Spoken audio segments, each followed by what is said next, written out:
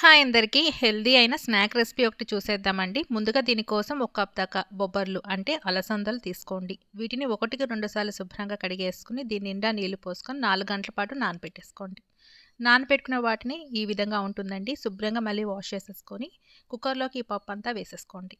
తర్వాత పప్పు నిండా వాటర్ వేసేసుకొని టేస్ట్‌కి తగినంత సాల్ట్ వేసుకొని మూత పెట్టి ఒక 3 విజిల్లు వచ్చే వరకు కుక్ చేసుకోండి. తర్వాత కుక్కర్ ఆరిపోయాక చక్కగా మనకి ఈ విధంగా ఉడికిపోయి ఉంటుందండి. వాటర్‌ని డ్రైన్ అవుట్ చేసేసుకొని పక్కన పెట్టుకోండి.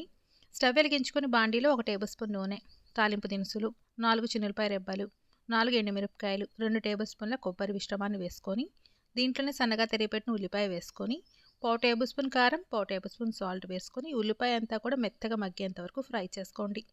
తర్వాత దీంట్లోనే ఈ అలసందలు వేసేసుకొని ఫ్రై చేసేసుకొని ఫైనల్‌గా దీంట్లో కొత్తిమీర జల్లేసేసుకొని స్టవ్ ఆఫ్ చేసేసుకొని వేడి వేడిగా అప్పటికప్పుడు సర్వ్ చేసేసుకోండి. డైట్ చేసే వాళ్ళకి కూడా చాలా బాగా ఉపయోగపడుతుంది.